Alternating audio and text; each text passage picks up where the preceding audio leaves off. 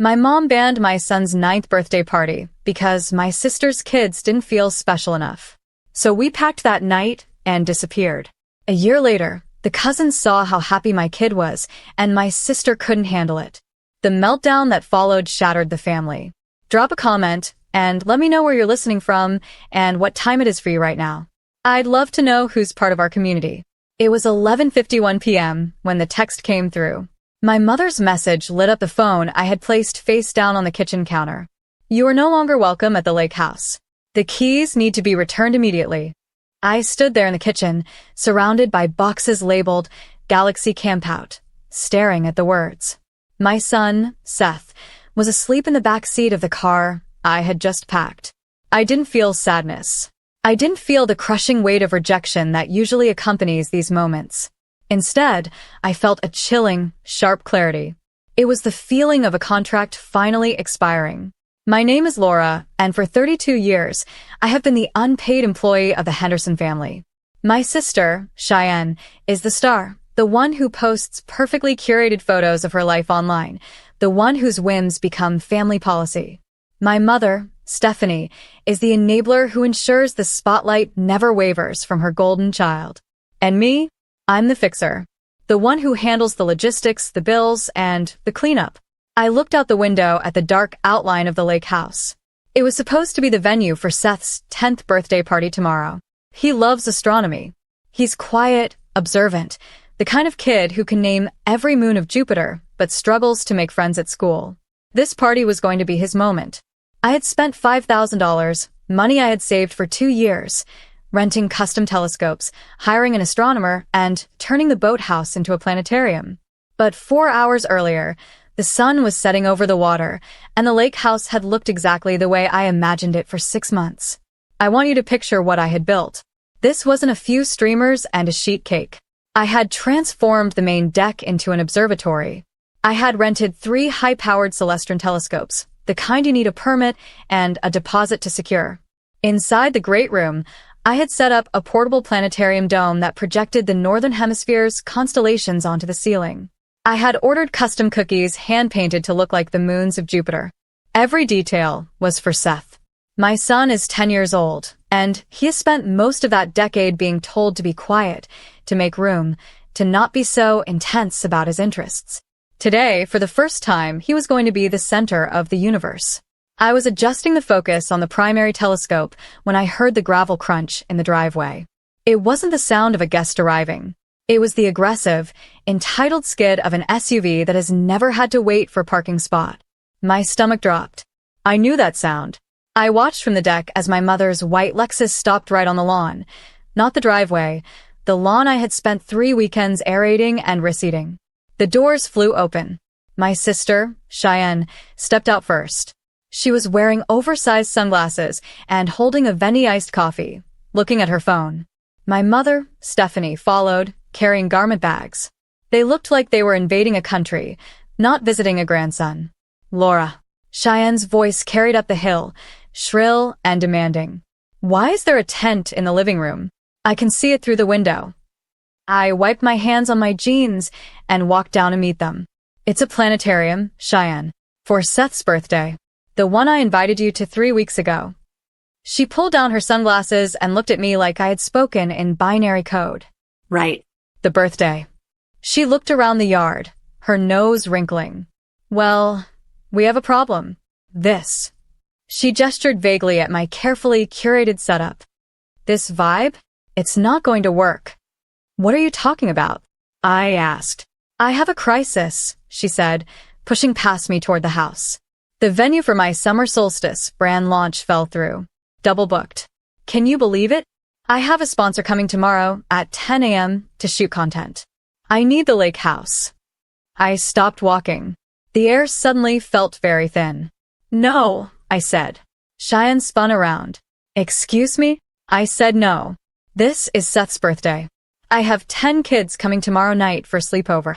I have an astronomer driving in from the city. You can't have the house. My mother stepped in then. She used her soothing voice, the one she uses to smooth over Cheyenne's disasters while steamrolling everyone else. Laura, be reasonable. Cheyenne is under a contract. If she doesn't post this content, she loses the partnership. It's a lot of money. I spent $5,000 on this party, I said, my voice shaking but steady. I booked this weekend 4 months ago. It's on the family calendar. You both marked decline on the invite. 5,000. Cheyenne laughed. It was a cruel, sharp sound. Laura, honey, my contract is worth 20,000. Do the math. She walked onto the deck and picked up one of the custom Galaxy cookies I had placed on the table. She looked at it with disgust, then dropped it back onto the plate. It cracked down the middle. We need to clear all this junk out, Cheyenne said, gesturing to the telescopes. I need a clean, boho chic aesthetic. White linens, pampas grass, natural light. This science fair project, it's clutter. It's not clutter, I snapped. It's my son's joy. And I maintain this house, Cheyenne. I pay the property taxes you ignore. I pay the plumber when the pipes freeze because you left the heat off. I earned this weekend. Cheyenne turned to our mother. She didn't even look at me. She just looked at the manager. Mom, fix it. I can't work in these conditions. And that was it. The hierarchy was established. I wasn't a sister. I was an obstacle. I stood there, waiting for my mother to defend me, to defend her grandson, to defend the basic concept of fairness.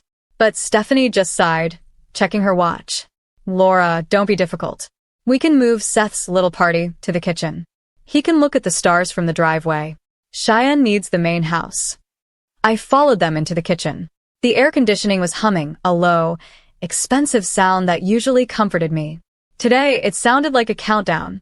Cheyenne was already raiding the fridge, pulling out the premium sparkling water I had stocked for the parents coming tomorrow. She cracked it open, took a sip and grimaced. Lime? You know I only drink grapefruit.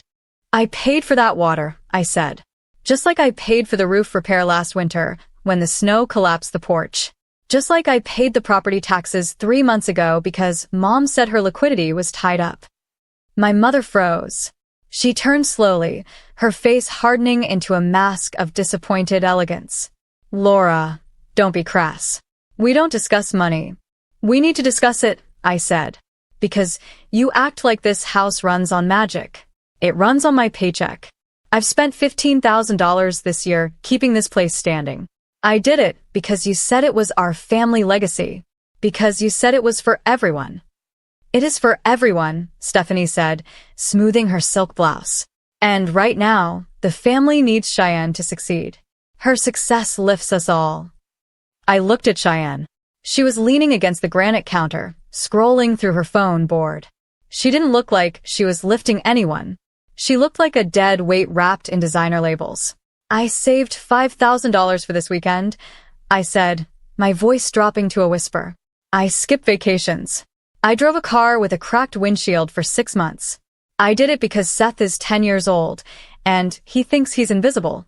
He thinks he doesn't matter because every time we have a family gathering, he gets shoved into the corner so Cheyenne can film a reel. Oh my God, Cheyenne groaned, not looking up. He's a kid. He doesn't care. Give him an iPad and he's fine. You're projecting, Laura. It's pathetic. And that's when it hit me. The realization didn't come with anger. It came with the cold precision of a diagnosis. For years, I had asked myself why. Why did my mother worship the daughter who demanded everything and gave nothing, while treating the daughter who fixed everything like a nuisance? I used to think it was my fault. I used to think if I just worked harder, paid more bills, fixed more leaks, she would finally look at me with that same adoration. But standing in that kitchen, I finally understood the trap of normalized cruelty. It wasn't about love. It was about supply. Cheyenne is the projection of everything my mother wants to be, glamorous, admired, the center of attention. Cheyenne is the billboard for the family brand. Even when she's fake, even when she's failing, she performs the script my mother wrote. Me? I am the mirror. When my mother looks at me, she doesn't see a successful event planner.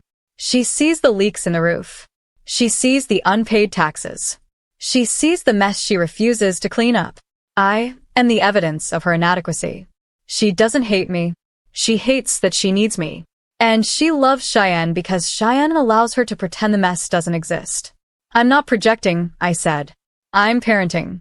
Something you two might want to try. Stephanie slammed her hand on the counter. The sound echoed like a gunshot. Enough, she said. Her voice wasn't soothing anymore. It was ice. I am making an executive decision. This house is under my name. Cheyenne has a contract to fulfill. This is a business opportunity for your sister, and I will not let you sabotage it with your petty jealousy. She took a step closer to me, invading my space. Seth can have his cake in the kitchen tomorrow afternoon, she said. We'll keep the noise down while Cheyenne films in the great room. Or, if that isn't good enough for you, you can leave. Right now. I looked at her. I looked at the woman I had spent 32 years trying to please. I looked at the sister I had spent my savings trying to impress. You're kicking us out, I said. On his birthday. I'm setting boundaries, Stephanie said, using the therapy speak she weaponized so well. You're being unreasonable.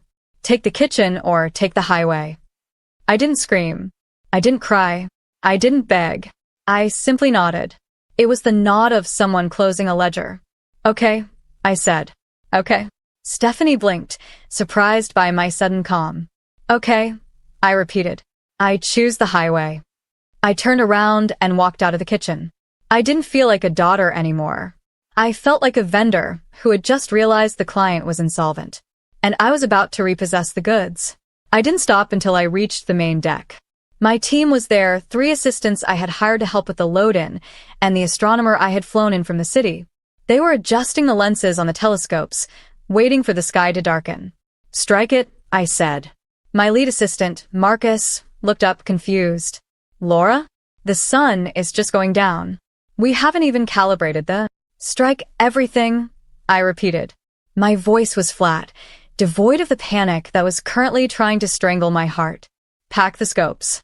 Deflate the planetarium. Box the cookies. Load the van. Is the party canceled? The venue has been compromised, I said, using the industry language that kept me grounded. We are pulling out. I didn't wait for them to argue. I walked back into the house, but not to argue with my mother. I went to the storage closet where I kept the inventory logs. You see, Stephanie and Cheyenne saw a house. I saw a ledger. They assumed the Italian leather sofas in the great room were just there, part of the property.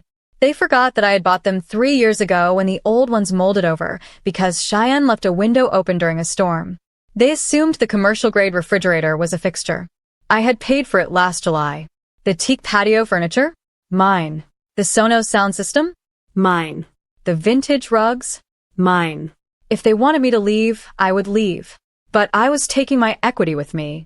I pulled out my phone and called the moving company I used for my corporate events. It was 7 p.m. on a Friday, but I paid a premium retainer for emergency logistics. I need a crew at the lake house, I told the dispatcher. 2 trucks. Immediate extraction. I'm paying double for the rush. We can be there in 45 minutes, he said. Good. Bring tools. We're taking the appliances.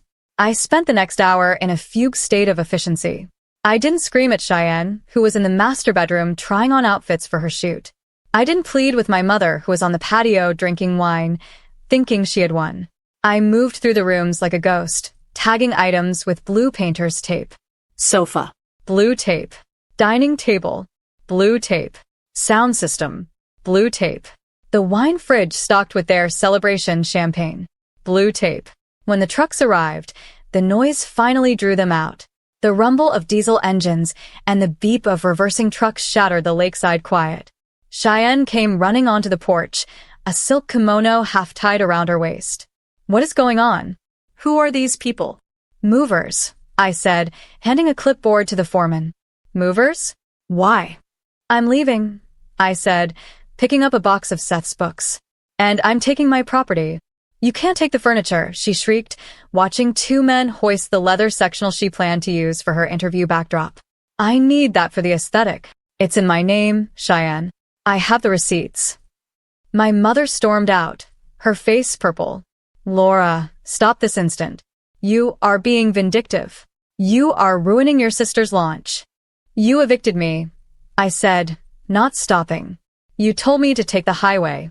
I'm just packing my bags. The refrigerator? She gasped as the crew wheeled out the Sub-Zero unit.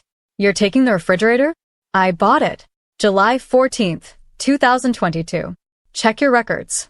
Oh wait, you don't keep records. I do. They stood there, helpless, as I dismantled the stage they had set for themselves. They threatened to call the police. I told them to go ahead. I had the deeds and the receipts in a PDF on my phone, ready to show any officer who arrived. They didn't call. They knew they would lose. By 11 p.m., the house was a shell. The great room was empty, just a cavernous space with dust bunnies where the rug used to be. The kitchen was dark and hollow. The deck was bare. I went upstairs to the guest room where Seth was hiding. He was sitting on his bed, wearing his astronaut pajamas, looking terrified. "Mom," he whispered. "Is it over?" I knelt in front of him. "The party is moving, Seth. We're going on a secret mission. Just you and me. Operation Night Sky." His eyes widened. "Really? Really? Grab your backpack. We're leaving now." I walked him past his grandmother and his aunt. They were sitting on the floor of the empty living room, illuminated only by the harsh light of their smartphones. They didn't look up. They were too busy typing, probably spinning the narrative already. I strapped Seth into the car. I took one last look at the house, dark, empty, and cold. It looked exactly how it felt to be a daughter in this family. I got into the driver's seat. I opened my contacts. I selected Stephanie. Block. I selected Cheyenne. Block. I put the car in drive. The gravel crunched beneath my tires, a sound of finality. We hit the highway, and for the first time in my life, I didn't check the rearview mirror. The contract was void. The workhorse was free. The silence that followed our departure wasn't empty. It was heavy, like the air before a storm. For the first 3 days, my phone was a brick. No calls came through, because I had blocked them all. I didn't check social media. I didn't ask for updates. I focused entirely on the logistics of survival. We found a small, furnished apartment in a town 40 miles away. It wasn't a lake house, but it was clean and the rent was exactly what I could afford without dipping into the Galaxy Fund, the $5,000 I clawed back from the vendors. Then the static started. It didn't come directly from my mother or Cheyenne.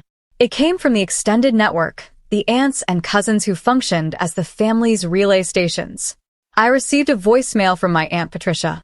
Her voice was dripping with that specific kind of concern that is actually just curiosity wrapped in judgment. "Laura, honey, Stephanie told us what happened.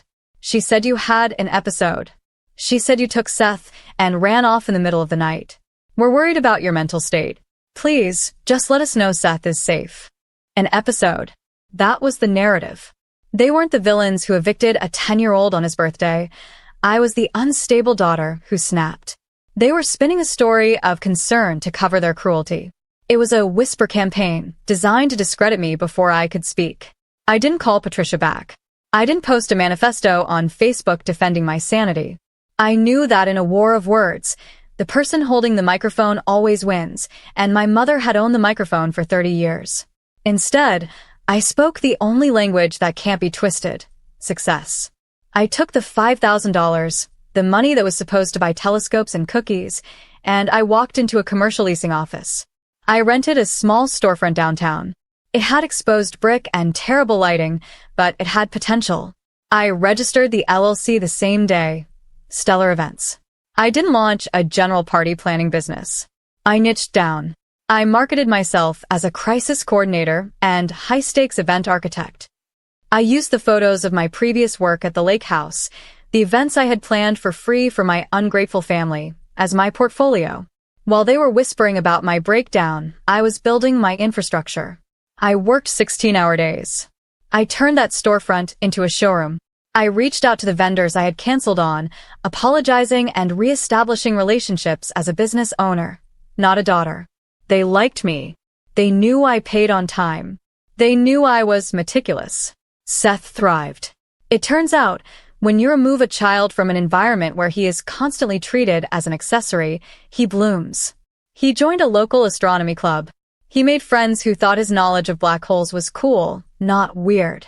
We ate dinner on the floor of the new apartment, laughing, planning, breathing. 6 months passed. I was solvent. The business was breaking even.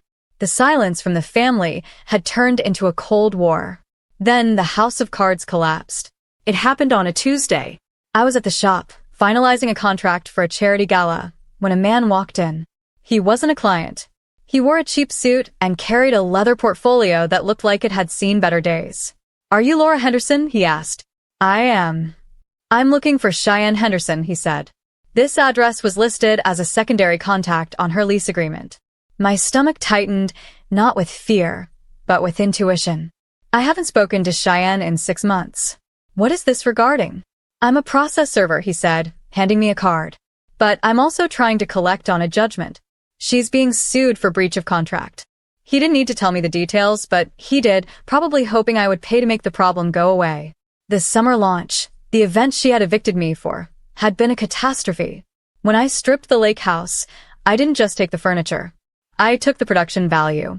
I took the aesthetic. Cheyenne had arrived the next morning with her camera crew to find an empty shell. No couches. No rugs. No lighting. No catering. She tried to pivot. She tried to style it herself using cheap rentals, but Cheyenne has no taste. She only has demands. The boho chic vibe looked like a garage sale. The sponsor, a major lifestyle brand, arrived on set, took one look at the chaos, and pulled the plug. They sued her for the advance they had paid her, $20,000, plus damages for the wasted production time. But that wasn't the twist. The twist was the debt. The process server revealed that Cheyenne was insolvent. She had been living on credit cards and family loans for years. The summer launch wasn't just a brand deal, it was a lifeline. She needed that $20,000 to pay off a looming balloon payment on her lifestyle. When the deal died, the dominoes fell. She listed the lake house as an asset, the man said, looking at his notes.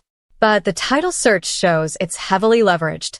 "Your mother took out a second mortgage to cover Cheyenne's legal retainers." I stared at him. The picture was complete. They hadn't just been mean. They had been desperate. They evicted me because they needed the venue to save Cheyenne from her own financial incompetence. And because I took my labor and my assets with me, I had inadvertently pushed the button that detonated their financial lives. "I can't help you," I told the man, handing back his card. "I don't know where she is.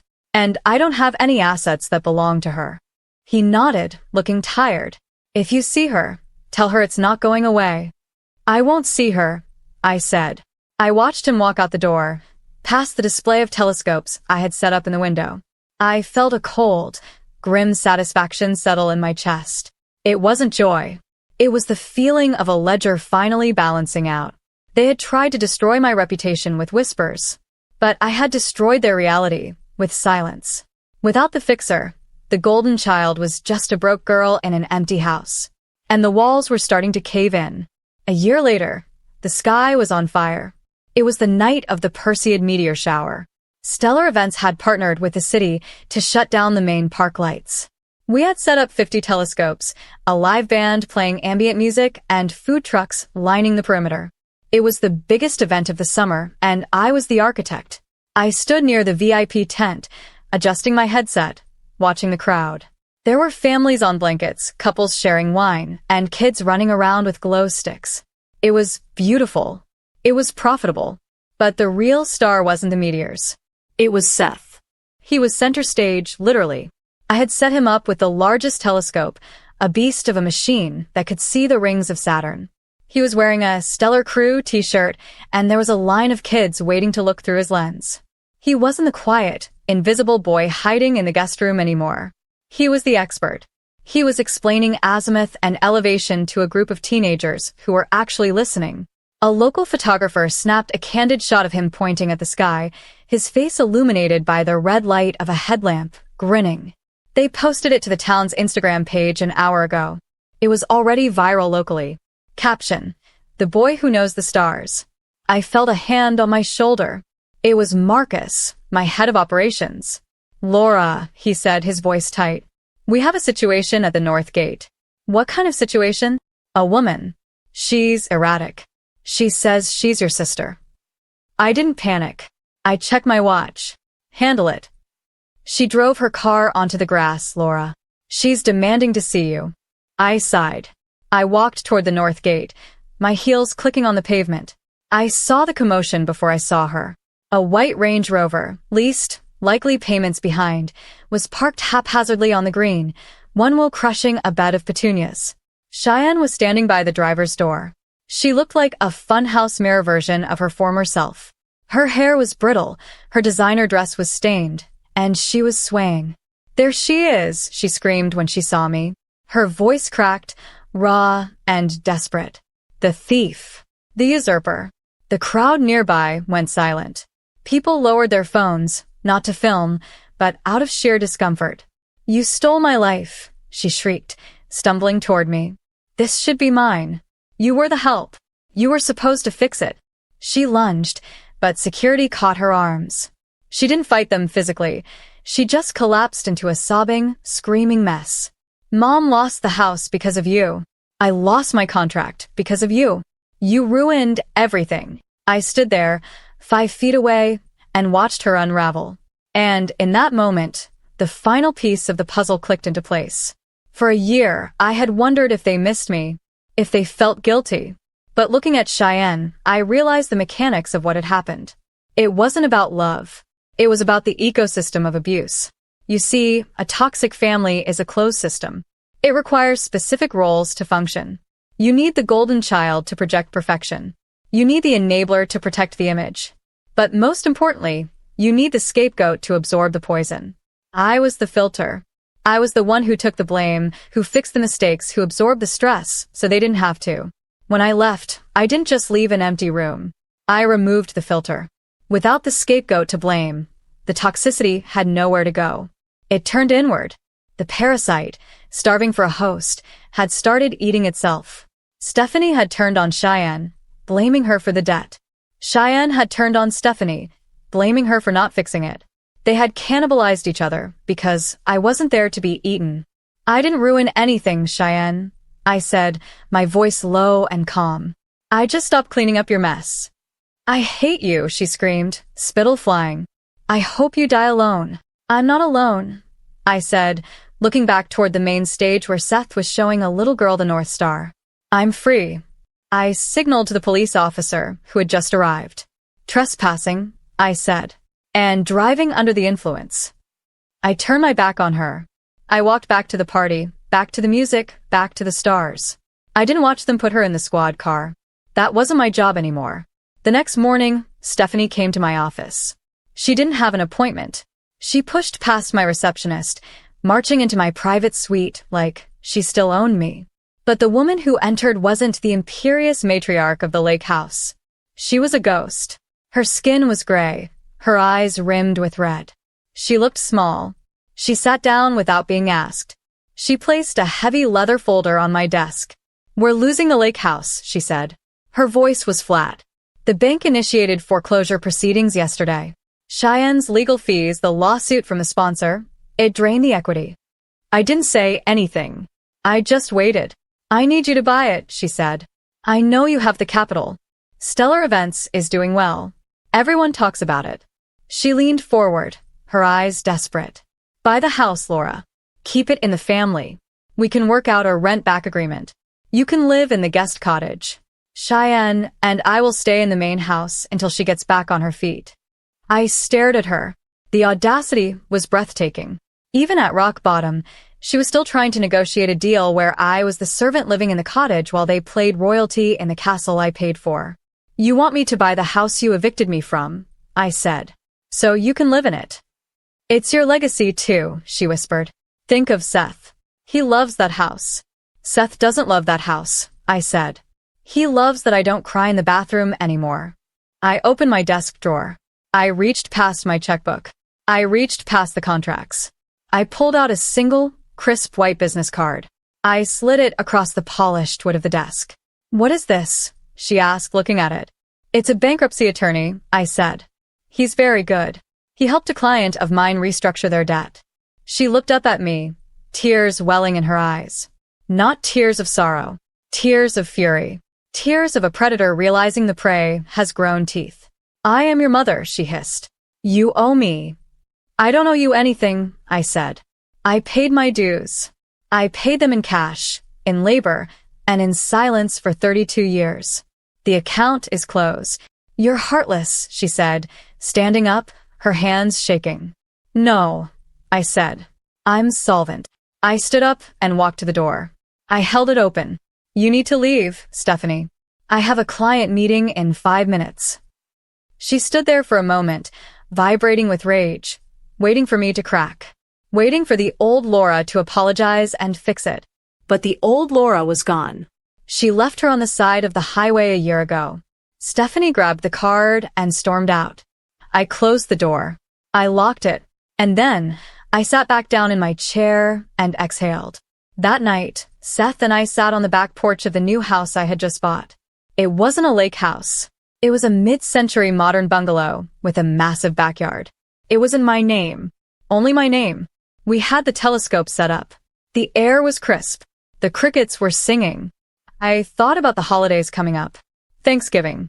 Christmas. For years, those dates had been sources of dread. Cooking meals for 12 people who criticized the turkey, cleaning up wrapping paper while Cheyenne napped. Now, looking at the empty calendar, I felt a wave of peace, so profound it almost brought me to my knees. People tell you that family is everything. They tell you that you have to forgive, that blood is thicker than water, that cutting ties is a tragedy. They tell you that an empty chair at the holiday table is a sign of loss. But they're wrong. The empty chair isn't a tragedy. It's a victory. It's space. Space for peace. Space for joy. Space for people who actually love you, not for what you can do for them, but for who you are. The silence wasn't lonely. It was luxurious. It was the sound of a life reclaimed. Mom, Seth asked, his eye pressed to the lens. I think I found Jupiter. I smiled, leaning back in my chair, looking up at the infinite, quiet sky. Let me see, I said. We spent the rest of the night mapping the stars, 2 astronauts in a universe of our own making. I had lost my family, yes, but I had saved myself. And looking at my son's happy, unburdened face, I knew I had saved him too. You cannot save people who are addicted to using you. You can only save yourself.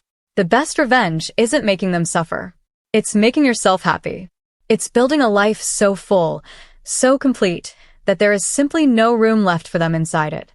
If you've ever had to fire your own family to save your sanity, share the story. You aren't alone.